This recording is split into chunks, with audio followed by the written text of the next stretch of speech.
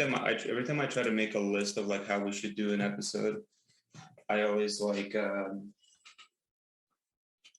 it just makes it harder because it's like, wait, now I have to follow this list. It's like, oh, why are we doing this episode? We should just keep it as a, you know, try to hit the mark, but it doesn't have to be. Yeah. Which is really strange because I feel like I would actually do better. I should be able to do better in that. I feel like I would do better in that kind of scenario where, there's like a defined list and there's a schedule and this is what we're talking about. Right. Like I wrote down in this list, it's like, okay, like, oh, why are we doing this episode? So it's, because In the Heights had like this whole credit debacle, right? And that we should do like an episode about it where we kind of talk about it a little bit. We're not exactly in production, but I don't know. I feel like we've been doing this long enough where we know probably something about a little bit of something, maybe somewhere. Maybe. Yeah. Maybe. Maybe a little bit. We can try. I remember if people disagree, they can always like write in the comments and yeah. I kind of wish we'll read it. I feel like we haven't gotten like any major like hate mail yet, which I'm very disappointed by. I feel like you're not doing it right until people like properly hate you, you know? I mean, we got one hate mail, sort of. Oh, well, yeah, kind of. Yeah, kind of. Yeah. And we tried to follow up on the email, but it's been really hard. Yeah. I mean, we followed up on the email. I wanted to like, do some of the suggestion from the email, but has been proven really hard to get to talk to certain programmers, I guess. Yeah, like one of the hate, it wasn't really hate mail. It was actually just kind of fairly reasonable suggestions about how we should try to get more more people on board, like to interview. But It's actually really hard to get people to take time off their schedule because that's like this episode is like it's been like weeks since we posted something, but it's because it's really hard to do. It's just really hard to like get somebody on board to just sit down, do an interview, talk about real shit.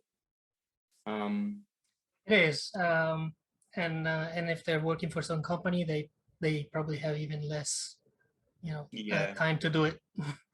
And less interest. I mean, it's hard to like we're trying to center this episode around like kind of labor, I guess, like labor issues in visual effects. And like, I don't think anybody really wants to talk about that on camera. Yeah. I mean, that's the vibe I've been getting. It's like, no one really wants to do that. Right. Who knows? Maybe we'll never work again after this video. No, I'll just make fake names, new companies, and that's it. Yeah, I'll just make a new company, fake names. I'll have an artist name. Exactly. We'll have artist names. Yeah, exactly. That's really why people have artist names. It's just because they said the wrong thing at some point. So I guess like the reason for this is because of the whole debacle with In the Heights. Because like if anybody doesn't know, when In the Heights came out, they really did not credit basically like 90% of the people that worked on it in visual effects, right? Like, probably more.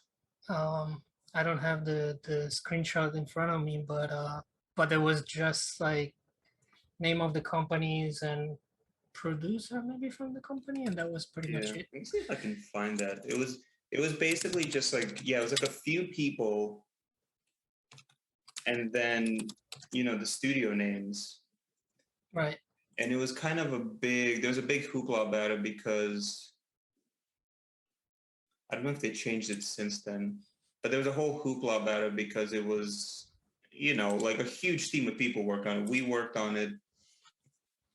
It was right. Like and then like after, there was like very, very few credits for the visual effects, even though there's tons of visual effects that are very clean and very well studied, I think. Well done, I guess. and then after that, some poor chap, which I forgot his name, had the misfortune of writing an article about the choreography and how, and in his mention there was no visual effects or no, no computer effects. I think he meant like no 3D like people dancing, but yeah, but it kind of came at the wrong moment. yeah. This is also something that's just pretty common. It's a personal pet peeve of mine when whenever you watch like behind the scenes or like breakdowns of certain scenes. Game of Thrones is a big offender of this. Like I've seen kind of breakdowns of like the season 8 and how they did certain things, and and how they shot some elements and they used the elements. And when you actually look at the scene, it's visual effects 100%. The whole scene is 100% visual effects. The fire, the dragon, the environment. Like it was almost comical because in the documentary itself, they show off all this stuff and all the work is like really crazy and good. Like they shot all these like fire elements and like obviously the production was crazy, like was really epic. Right. But then they cut to the actual scene and you can tell that like, there's a bunch of snow added in the background. They changed a lot of the set pieces, to match, I guess, more to what was happening around it. Probably to make the visual effects. I'm talking specifically about a scene where the dragon or a dragon. I forget already how many dragons were in Game of 3. There are 3 dragons, right? I never managed to stick and watch Game of Thrones for longer than like the first 2 episodes. I think by the end of it, there was like 2 dragons or something around. I might be spoiling this book for some people, but there's dragons, and they're around. They do things. And that much hate. Yeah, there's dragons. But in this particular, so there were dragons and they do stuff. But in this particular documentary, it's just so obvious that so much work was done in visual effects. And they won't, and I made a point out of this. I sat through I don't know if it's different now, but I sat through the documentary and they didn't even use the word visual effects anywhere. They refused to even say the word. Yeah, there's some kind of stigma that if it's done on the computer, it's bad. But all the movies that are coming out are retouched on the computer in some form or another. Like, I mean, I remember I was telling one of my friends who doesn't work in visual effects or anything. I was telling them it's like you just have to think about it. There's an obvious CG dragon inside a hallway or inside like this like enclosed space, and you have all this light interaction on the walls. Well, there's no dragon there. So how did you think they put the light interaction on the walls? Do you think that wall is real? Do you really think that like, when there's like the lighting on the snow is happening, do you think that snow is real? Right. Like think about it. Like this dragon is like moving around and there's like occlusion happening and it's obviously in the environment. It's like it's all, either fake or touched. They had to do stuff.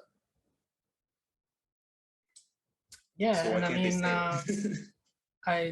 I don't disagree that there was great choreography, and I think the article was about the last scene in the Heights. Yeah. With the dance on the roof. Well, it's not on the roof; it's on the side of the building, and then on the roof, and it was a great choreography. And I think actually they managed to use visual effects without overusing it. Without overusing it, right? Like without catching attention more to the visual effects than the choreography. Because I remember, like, I was afraid of that because we saw the storyboards and stuff. Yeah. And I was like, oh, okay, oh my God, I hope they do this right, because otherwise it just looks really, cartoonish sort of. Yeah. But they actually managed with like camera movement, and then like, the camera movement had to be matched to. No, I agree. But like it worked. And for me, it worked, and I'm picky usually. I always have something to say. So yeah, especially when it's like a visual effects heavy thing. Right. So I agree. I agree. They actually did it. It's almost ironic because the way they used visual effects in that particular scene was so it was what's like a good word? It was just very appropriate. right. You know, like they didn't do like full CG doubles, you know. They didn't just like completely like do like a CG New York and everything and like with like the JJ flares and the fake DMP and well there's some of that probably, but right, but it wasn't like that crazy camera movement, like it was a real yeah. camera going on, like Yeah. So they actually like I wish they would talk about it, they would kind of bring VFX more to the forefront. Well, I guess that's part of the issue here, right? They didn't credit so many people for the work that was done, but the work that was done was actually pretty smart on the production side, on the client side, as well as the studio side for the VFX studios. And like, why can't they just all? yeah, that's really what I don't understand, because I thought the visual effects were great, were very well used. It didn't look fake, to like, and kudos to the studios. Like I was Warner Brothers, if I remember. Yeah. And with so many like superhero movies that are clearly like, okay, yeah, like half of the movie, like the actor is not even the actor. Yeah. Like Sure. show that, like, yes, you are a big studio, but you can also use visual effects, correctly, like, and Yeah. still make it like enhance the picture, not just make up the picture. Because I don't know, I feel like it would actually be a better PR, but Right. Exactly. Well, I remember that was the whole conversation because after this, it kind of, I guess it was trending on Twitter or something, the social media, like started paid attention. And I had this conversation with a few VFX people and like people had conversations about this on chats and whatnot. And it was kind of, it's just this confusing thing. Like for this, even for this particular episode, we tried to get in touch with some production people who would want to talk to us about it. Again, it takes just too long. right. Like by the time we would get to it, it would be next year already. But it is kind of an enigma, like why is it like this? And you can go back to kind of, we were talking before about this documentary that was made about visual effects a while ago, about how the model for visual effects really is kind of broken. It's just really not a great system, and it doesn't seem to work very well, and it hasn't worked very well. Yeah. Just terrible job security. Nobody makes any royalties. People barely get credit. The moment it's convenient, things get sent to India. And there's all these things that go on. And I remember in that particular documentary, what was the name of it? So we can kind of, do you remember? That documentary, I put it on the chat. So. We have it written down somewhere. Yeah. I'll definitely try to write it down under the YouTube video. Where did I post it? Hollywood's Greatest Trick. Yeah, Hollywood Greatest Trick. Yeah, and it's on Vimeo. Yeah. It's on Vimeo. Okay. Yeah.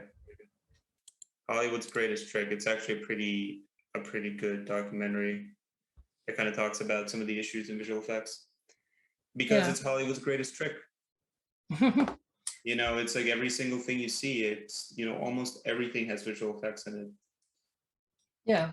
Most of the work that I do, and I think we do, is not even it's not even stuff anyone's supposed to see. We do so much beauty work. Right? Yeah, I think in New York we do mostly beauty work. Like a lot. I did a lot of cleanups and removing things in the background or stuff like that, more than actually comping elements that were not there. Yeah, I remember when I'm not going to name the movie or the actress, but there was some shot. I don't think I even did this actual shot, but I was working with a friend who was working on it was an actress who sat down in a beach chair, and when she got up, her entire butt and her legs just had like these stripes going across it, like what you get from when you sit in like a rattan beach chair or something like that. Right. And the whole job was to get rid of these lines that formed on her back when she got up and she walked away. Mm-hmm. And it was a massive job. But when you actually see the movie, not in a million years would you think that anything like that. No one thinks there's like, oh, like that doesn't make sense. She just sat in this type of chair and she got up, and like, why would there would be lines and this and that on her legs and whatnot. Right. But so much of what we do is stuff like that, where you're not supposed to see it. It's supposed to be hidden, but it's tons of work. It is, and yeah. Every single movie has this stuff in it. Every single movie. Right. And I mean, I don't expect like artists to get like, you know, royalties out of like the stuff that we do, because like there's too many people.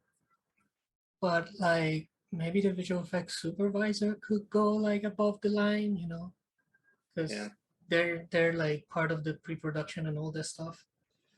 Yeah, I mean that's part of what we were talking about, like how this documentary talks about how the visual effects model is it's so tricky, and it's so kind of ill-conceived.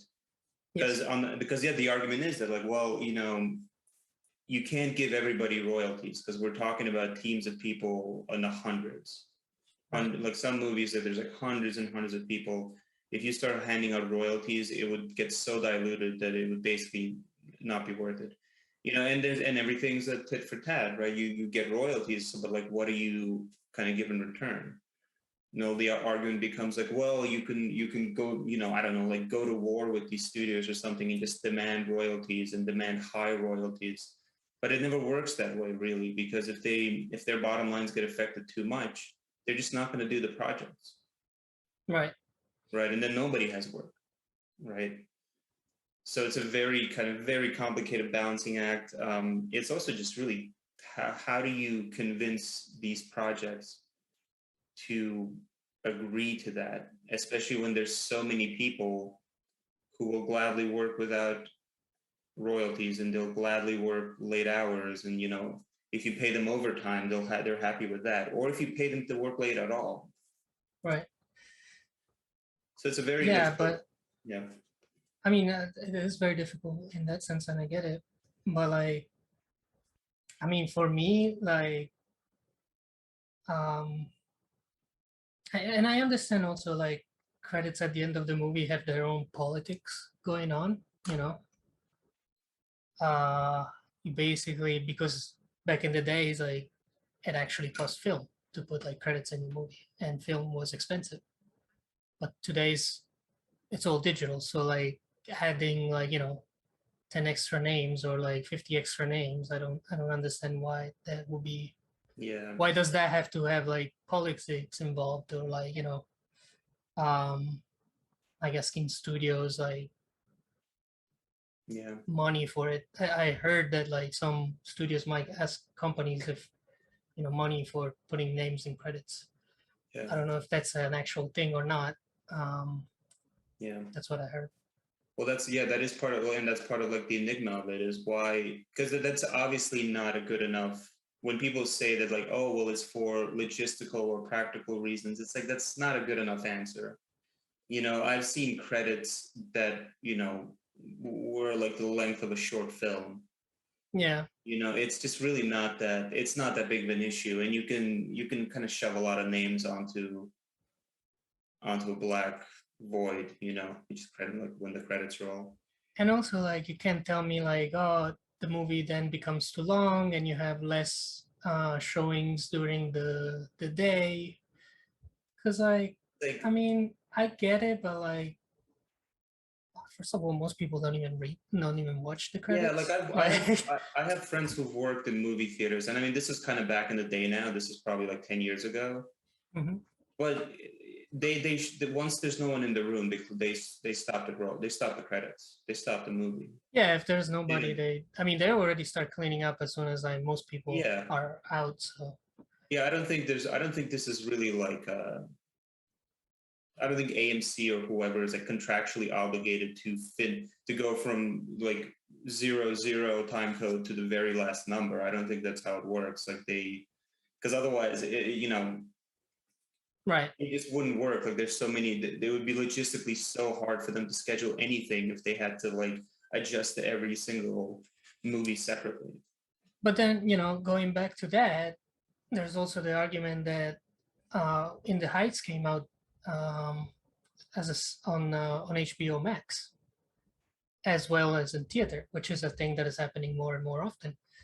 Right.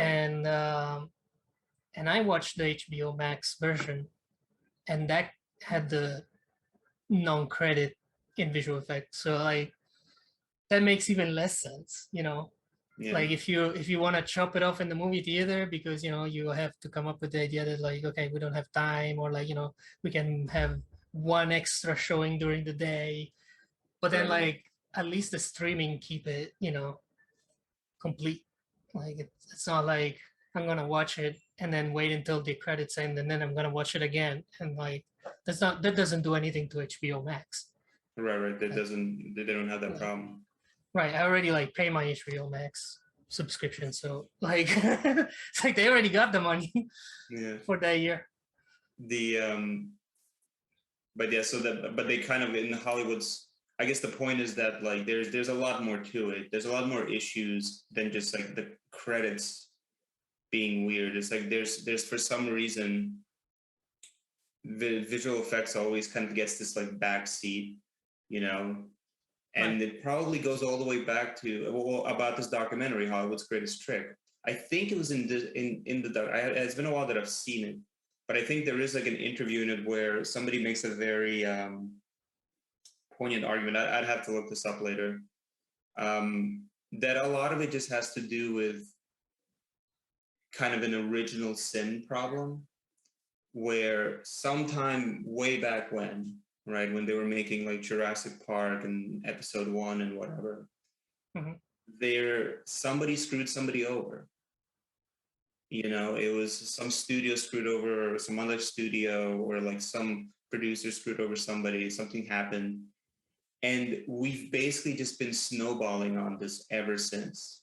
And there's just this like inherent kind of distrust, kind of like, a lot of client side a lot of times think that, visual effects, they're just like making up numbers and we're just trying to rob everybody. And it's not, no one's making any money, right? Like because studios are going out of business all the time. I mean, I wouldn't mind, if they actually take the time in pre-production to actually, like maybe block the movie a little bit better so we don't have to fix certain things in post-production. Yeah. Like I wouldn't mind that at all. Like, and I feel like, if we go back to a little bit of that, like that would be great. Like I think a lot of movies will actually improve. And there is, I've talked to producers before who they will openly tell me that like they will never work with like an in-house VFX supervisor, and they would literally tell me that it's because they don't trust it. They just think that if you get an in-house VFX supervisor, that person is going to try to generate work for the studio and not really care about the bottom line of the client side. And it's kind of like, and maybe in like some objective way that's true. If this was like if this was a board game and I had to kind of guess people's politics, I would probably think the same way. But it's just really not. It's just not true. Like no studio really benefits from kind of not acting in the studio's interest. Maybe there are some. I mean, like if you hire an in-house VFX supervisor, they're gonna try to make their lives easier in the sense that they're going to try to make the work as efficient and as smart as possible. Because you're not going to get rich on one project. You're lucky if you even break even on a project. It's not about that. It's about keeping clients and keeping relationships going. Well, I mean, I don't want to speak for everybody, but I feel like there's a lot of people that try to, in visual effects, that just like to achieve efficiency, like maximum efficiency, more than like just sit down and do nothing. Oh yeah. No, Cap. absolutely. I feel like anybody, like I've definitely gotten in trouble for just like demanding things to be done more efficiently, because like the oh no, absolutely. It's not like the zeitgeist or the culture of visual effects. Everybody wants everything to be more efficient and faster and quicker and better all the time, because otherwise nobody and wants also to sit there and like press buttons, in a yeah, row. and also there's I mean it's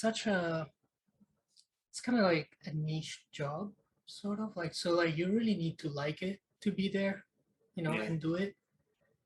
And I feel like a lot of people like to just sit down and see okay, we need to do this here and I'm gonna do it. But then like having some part of somebody come back and demand like changes that were not supposed to be there, kind of makes it a lot harder for the studio that, or for the company that is working on visual effects, to like keep maximum efficiency as well. Because like you have 200 shot, but then all of a sudden that's 200, like 100 of them they need to change because the original idea was turned out it was not the best idea or something. Right. Yeah, so there is kind of this like inherent mistrust that just exists, and it kind of bounces back and forth, right? So if you have clients that don't trust studios, and they do things that kind of hurt the bottom end of like a VFX studio, that VFX studio is gonna retaliate in some way, in some negative way as well, or at least culturally. Like there's so many people in visual effects who are just kind of, who themselves can't trust clients because clients don't trust them. Right. So how is this gonna work? But they both need each other, because they both need each other. You can't have. I think what they in the documentary they do mention, like there's not that many movie studios, and there will be no visual effects without the movie studios. So yeah, and I think the visual effects industry is kind of they're aware of this. There's so many studios that they try to have game divisions, or they try to make their own content and their own IP, right, and all these things, because on some level everybody understands it's like, like there's only these 6 studios, and if these 6 studios don't want to play fair, or they don't really want to help play the game out, with so you to anymore. speak, Yeah, then there's nowhere else to go. They have to pivot into other areas, and visual effects can do that. Absolutely. Any visual effects studio has the capacity to make games. They have the capacity to make content.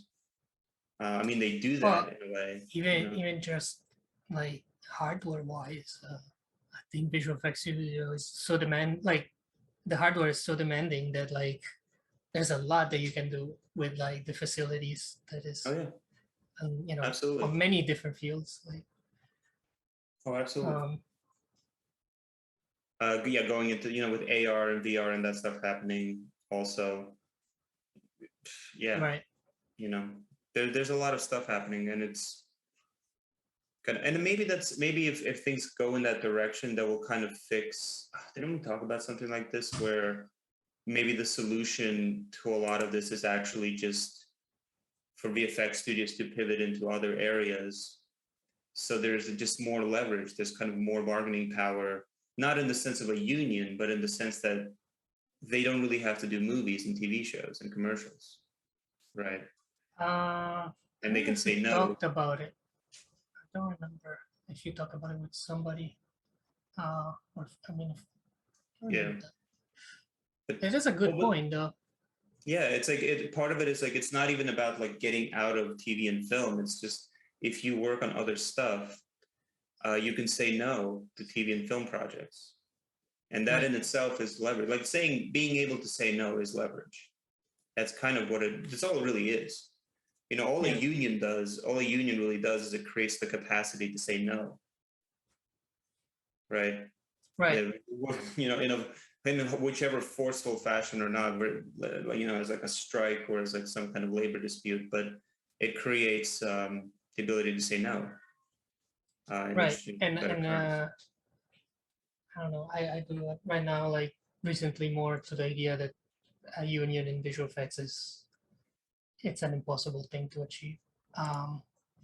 Just because like visual effects operates in such a global scale, you know, that like if we make a union in New York, you still have the rest of the US that people can go to, and there's a bunch of like artists that will work there that prefer to live somewhere else. Yeah. And if all the United States makes a union, then you have other countries that don't have unions that will be cheaper and less demanding. Yeah. So unless the thing happens at a global scale, but that's impossible. That's totally impossible. You can just look at the politics of the current world, and it's like, how can you unionize everybody on a global scale? I remember this happened, and I just looked up an article just now about how this was happening in London, where a bunch of the NPC people decided to they had a strike or something like that, but they tried to like legitimately, form a union, submitted a letter to NPC and everything. And I don't think that went anywhere. I don't think anything happened with that. I thought they kind of did achieve something, but I don't know how successful in the long run. I think, yeah, I would have to look this up, but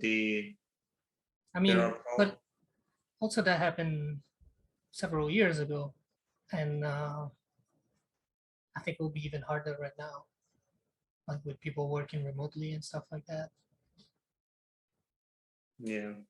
Well, I'm reading like some of the quotes from people from that union effort, and it's kind of like, they were getting a lot of pats on the head. It's like, oh, like you don't know how the business works, and you're being very, like, NPC was being very patronizing towards them, apparently. Well, according to what they were saying. Well, that always happens. And it's probably true, I mean, like with was it like Amazon workers they were trying to unionize recently, and Amazon like was putting like posters of like union is bad or some stuff like that. Yeah, they hire there's entire campaigns where they basically spy on their employees. It's like if somebody uses the word union, like somebody knocks on their door at home, Right.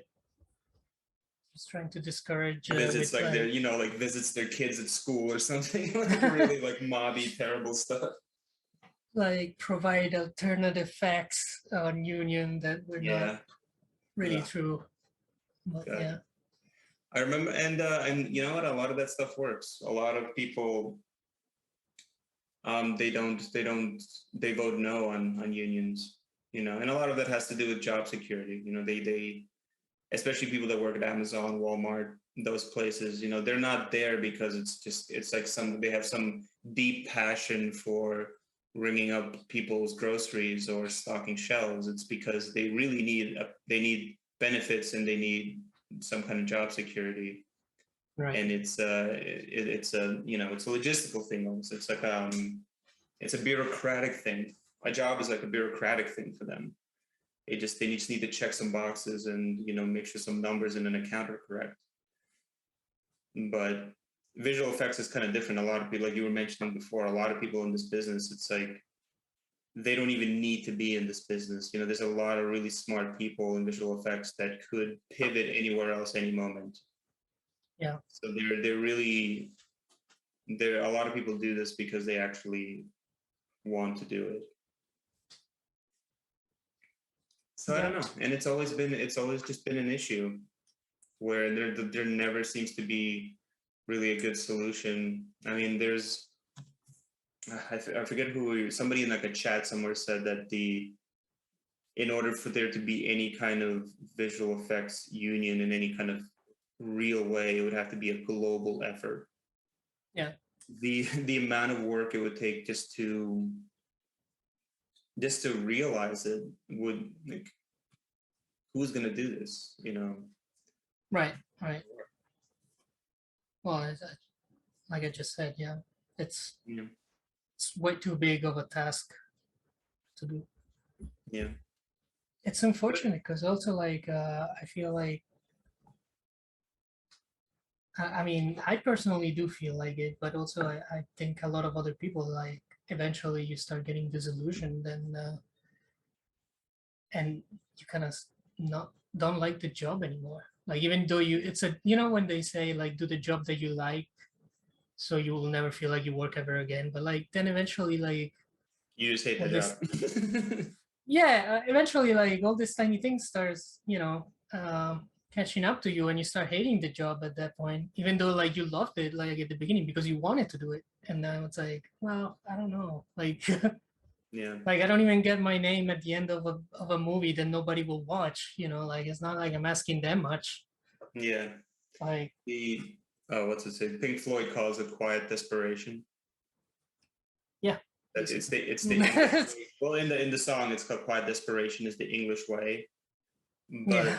it is that kind of thing. Well, because it all relates to kind of like industrialization in England and how people started working in factories, and Mm-hmm. it created what is a culture of quiet desperation where you want things to be more and better, and you're doing something that you kind of wanted to do, but you're also not that you're not going to be able to make it better, and so you're just like you're in this state of quiet desperation, Right.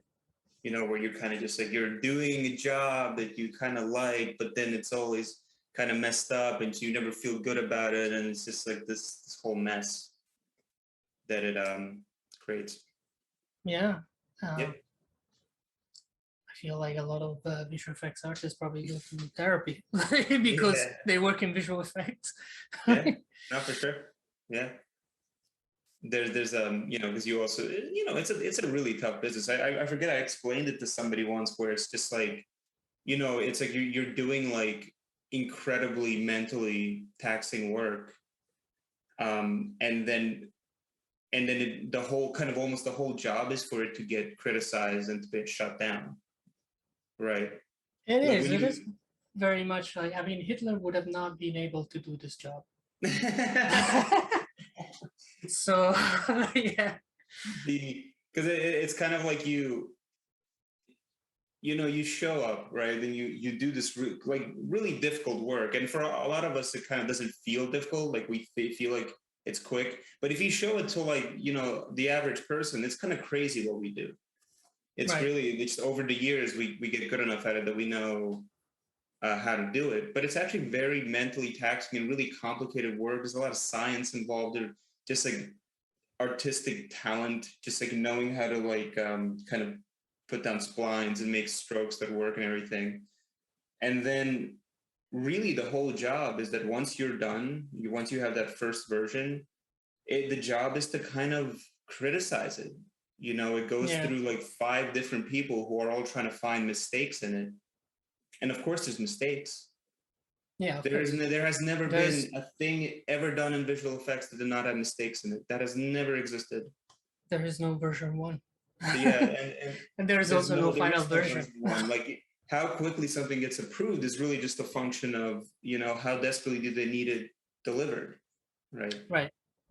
And I mean, and it's true that like through the iteration of versions, it gets better and better. Right. Most of the time. Most of the time. Not like yeah, not maybe always, 80%. but most of the Not time always. it does get better and better. But that's, of course it is. If you spend more time and more money and more hours on something, it's going to get better. But kind of the point is that. But then the artist is just getting. Yeah. It really told is like very whatever you did taxing. is not good enough. Yeah, it's very mentally taxing to kind of keep doing the work, keep improving the work over and over, and being told that like whatever you did was really not good enough. Yeah. And it's kind of like a lot of mental gymnastics where you have to kind of be secure enough, or be confident enough in your abilities where you understand it's like, okay, this is not a personal thing. This is like functionally what has to happen in order for things to get approved and to be able to put it into the thing. to make everything work. Right. But over a few years, after like a decade or two, it's gonna wear you out for sure. I would say just a decade is fine. Like, As a what? just a decade does it. 1 decade will do it. Yeah.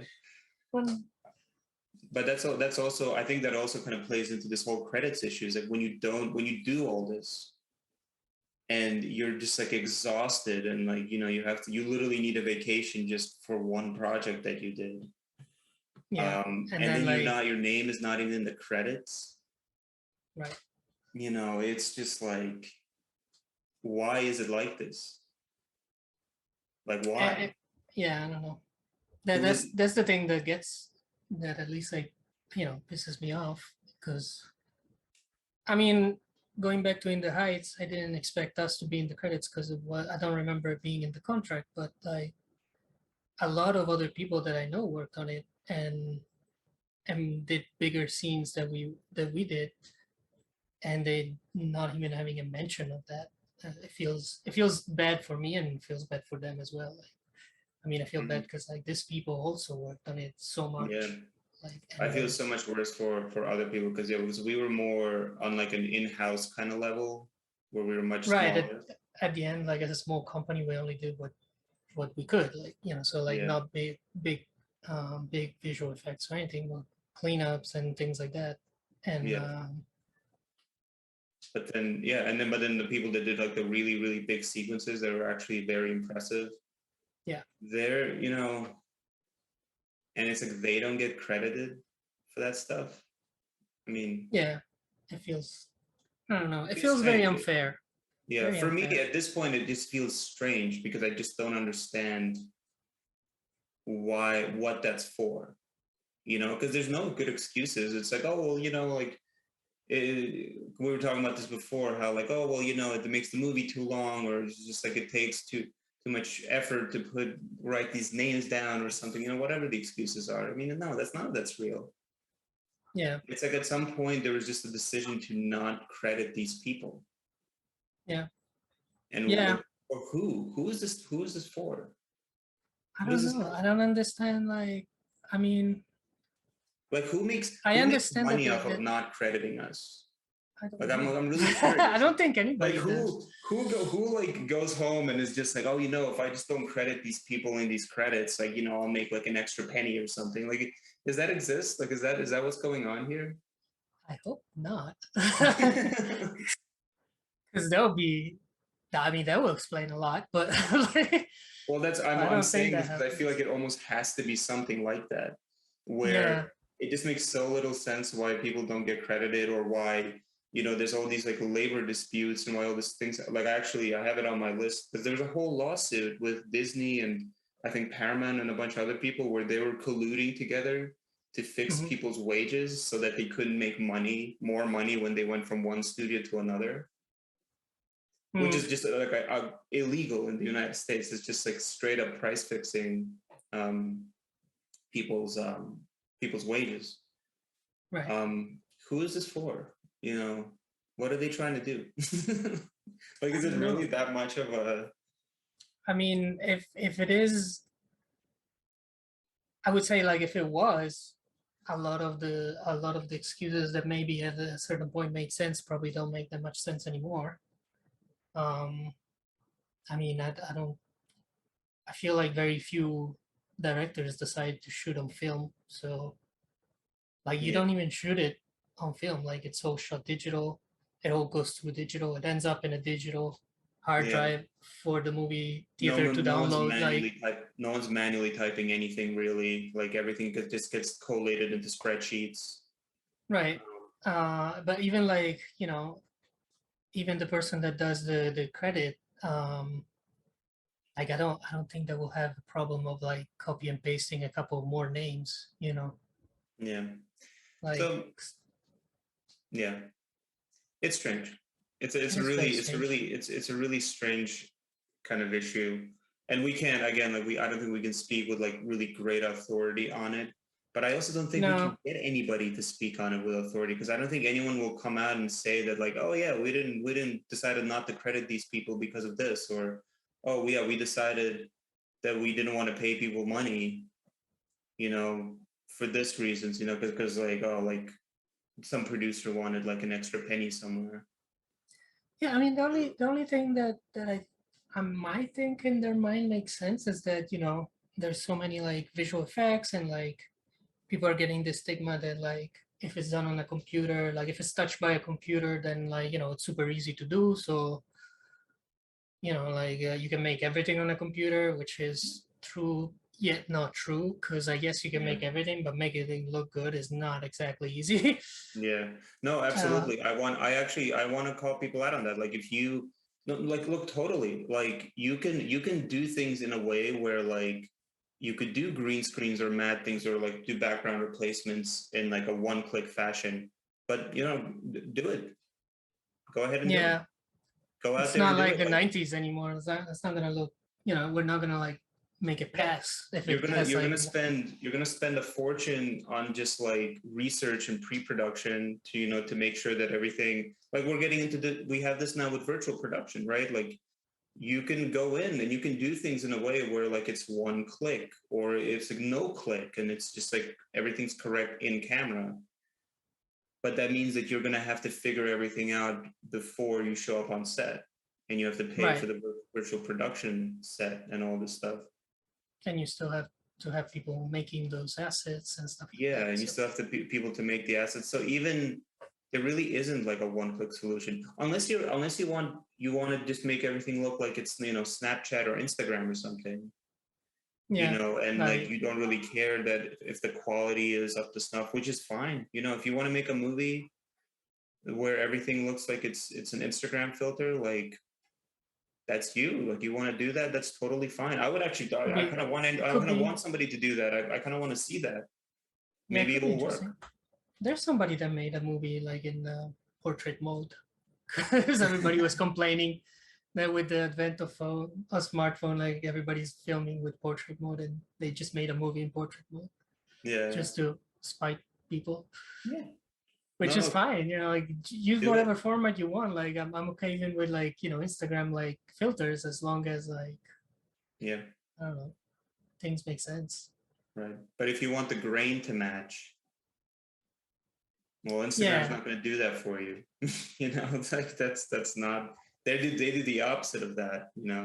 Also, you know, like we deliver quality that's far superior from what people actually see.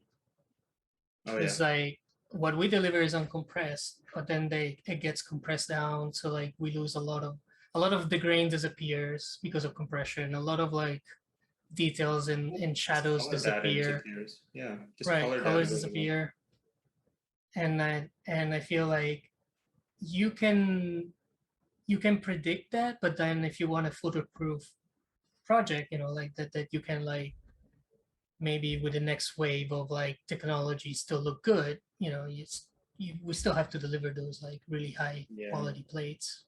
It's like in the end, if you want anything, any of your stuff to be archival quality almost, Right. you're gonna, yeah, it's like that's not gonna be easy or cheap, no matter what you do. Unless you don't care And about that. Yeah. but then, you know, you might not care, but then like I will bring up like what happened fairly recently with like in the video game industry. Like in the 90s, a lot of companies in Japan were not really archiving things correctly. And a lot of video games that, you know, became very famous, like Silent Hill, they don't have the source code of that stuff. And when they try to like, you know, release like HD version, they had to like recreate stuff from scratch. And it was not what Yeah. people remember. It was not like the same. They had bugs, you know, because Yeah. you were introduced by bugs that maybe somebody else fixed before. Yeah. So like, you know, that you do need like archival quality stuff like Yeah. all the time. Well, if you want to have IP, yeah, if you want something Yeah, that if you you want want, the IP, you do like. yeah, if But you even want something, if you think like, okay, you're making like some simple thing, and then like, you know, you want the best quality that you can get anyway, because you never know when you go back to it. Because you never know when that becomes an IP that you can go back to it. You know. right, yeah. All right. Well, how long have we've been at it? We've been at it for like roughly an hour. About an hour. Yeah. Yeah. That's So I guess hate the conclusion is that we have no conclusions. We did not we have solve no any. conclusion. We didn't solve anything. We didn't get anybody. Yeah, we couldn't Because get anybody to talk about it. And that's nah, and this is actually a perfect metaphor for this whole problem, is that you can't get anybody to talk about it. Yeah. It's unsolvable. It doesn't matter how long you've been in the business. It's like no one really has a good answer. You can only discuss it. Yeah, you with can no, only with no result. Yeah, you can kind of just talk about it a lot. And yeah, it seems like they should teach this in philosophy classes. Yeah, like, it's very philosophical. Like, I feel like there should be like some like I mean, I don't even know what school of philosophy this will like. I don't know either, but like not that much in into philosophy to know the kind of school of thoughts that exist. Yeah, but like there should just be like, this should be like a problem in like an economics class somewhere, where like, here's this business where, you know, there's tons of money, no one's making any money though, and then no one can unionize it, you can't fix it. It seems like it's going to fall apart at any second, but for some reason it doesn't. Yeah. And then sometimes a lot of company closed in the meantime though. Yeah, but like the industry, but like there's those but people the industry still goes. Yeah, those people just like, it just diluted into other areas. Yeah, there's a whole other thing. I remember somebody brought this up in the New York chat, where a lot of visual effects is getting more and more consolidated, where you just have like these financial conglomerates just buying out studios and consolidating them. So you're having kind of more and more big studios. Just more and more big studios and less kind of independent operations. Yeah. So there's that whole thing happening, where I don't even, if you want to like really make the whole thing complicated, you want to throw that in there as well. Yeah. And then like, what's the results of that, right? I guess like that's, I guess that's happening because you cannot make something right now without visual effects, without like having some cleanup or some, because even the stuff that we get from cameras today is like, they're not sometimes that good. Yeah. It's really wild to me how I never understand why anybody buys a visual effects company. It's just the worst business. It's just the worst business.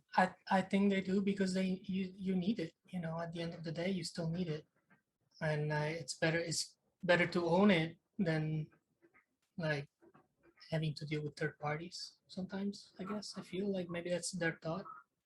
Yeah, maybe. Like, I'm surprised that a lot of